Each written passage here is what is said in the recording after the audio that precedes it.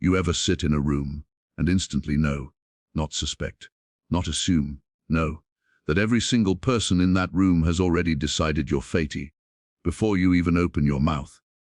That was us. 3 board members at the front table, 20 neighbors sitting behind them, fluorescent lights humming above, papers stacked neatly, and at the center of it all, her, the HOA president, confident smile, arms folded, voice loud enough to dominate the room without a microphone. Nobody ever called her this to her face, but everyone knew the nickname, Karen. She smiled when the vote started.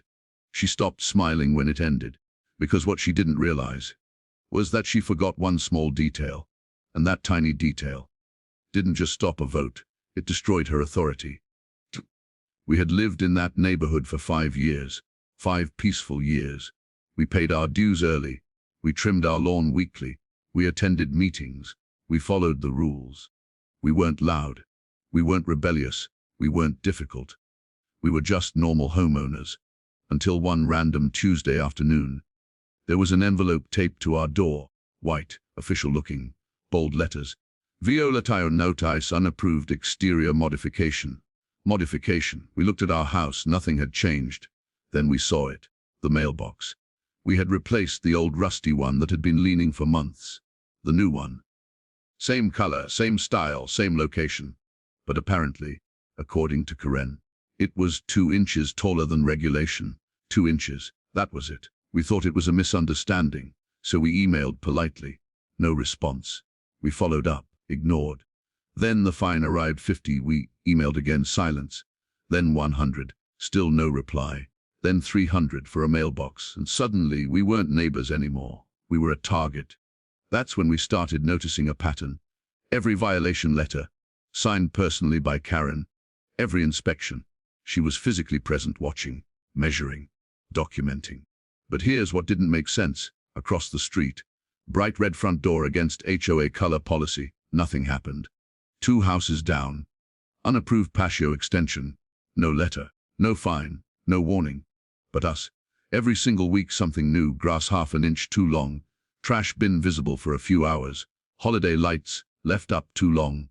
It was January 3rd. It wasn't enforcement, it was surveillance. And it felt personal. Then the certified letter came. That thick, serious envelope you never want to receive. Notice of board hearing. They were voting on placing a lien on our property. Over mailbox fines. That's when the fear hit. This wasn't annoyance anymore. This was escalation. A lien could damage our credit, impact refinancing, even threaten our home. Over 2 inches. So we stopped reacting emotionally and started preparing strategically. We printed every email we sent, every unanswered message, every timestamp. We took dated photos of the mailbox. We highlighted the HOA bylaws. We researched state law, and that's when we found it. The rule Karen forgot. State law required proper written notice, a 30-day correction period, and most importantly, an opportunity to speak before a vote. She skipped that last part completely, and we had proof. The night of the meeting, the room was packed. Karen opened the session confidently. These homeowners have repeatedly violated community standards. Repeatedly. We asked politely to present evidence. Denied. We've already reviewed everything, she said. But they hadn't. And here's what she didn't know. We were recording legally. Our state has one-party consent recording laws, which means we didn't need her permission.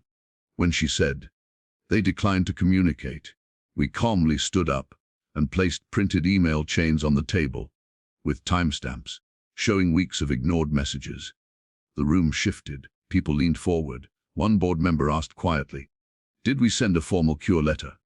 Karen hesitated. "I believe so." We handed them the bylaws, highlighted, no cure letter, no certified timeline, no due process, which meant legally. The vote was invalid, but she tried anyway, all in favor of placing a lien. 2 hands went up. The 3rd board member froze. The room was silent. He looked at the documents, then at Karen, then back at us. "I think we need legal review," and lowered his hand. Vote failed. Her smile vanished. We thought it was over. It wasn't. 2 weeks later, another letter. Landscaping non-compliance. Retaliation. Clear as day. That's when we stopped playing defense. We escalated. We filed a formal complaint with the State HOA Oversight Office. We requested financial transparency, violation records, board vote documentation, selective enforcement reports. What we found, shocking. Over 60% of all violation letters issued in the past year came directly from Karen, without full board approval, unauthorized fine processing, missing financial documentation, selective enforcement, personal targeting. The Oversight Office opened a formal investigation, and suddenly, the power dynamic shifted. 3 months later, emergency HOA meeting. Different energy. Karen didn't look confident, she looked nervous. The audit findings were read publicly. Improper enforcement, failure to follow bylaws, unauthorized financial decisions. Neighbors started speaking up. People who had been silent for years. Why were we never fined for similar issues? Where is the reserve fund report? Why are dues increasing? For the first time, she didn't control the room. Then someone made a motion. Vote of no confidence. She tried to interrupt. Rules were cited.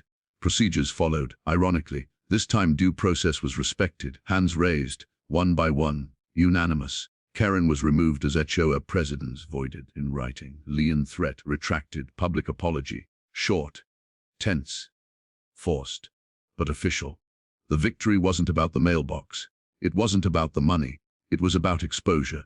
Because people who abuse small power rely on one thing: silence, fear, assumption that nobody will challenge them. But documentation destroys fear. Preparation beats intimidation. And one forgotten legal step ended her authority. We didn't scream. We didn't threaten. We didn't lose control. We documented. We researched. We prepared. And when the moment came, we let the facts speak. If you're dealing with an HOA that thinks you won't fight back, read your bylaws. Know your state law. Document everything. Because power only works when nobody questions it. And sometimes, all it takes is one forgotten detail to bring the whole system down. If this story shocked you, wait until you hear what happened in the next neighborhood. And if you've ever dealt with an HOA Karen, drop your story below. Because trust me, you're not alone.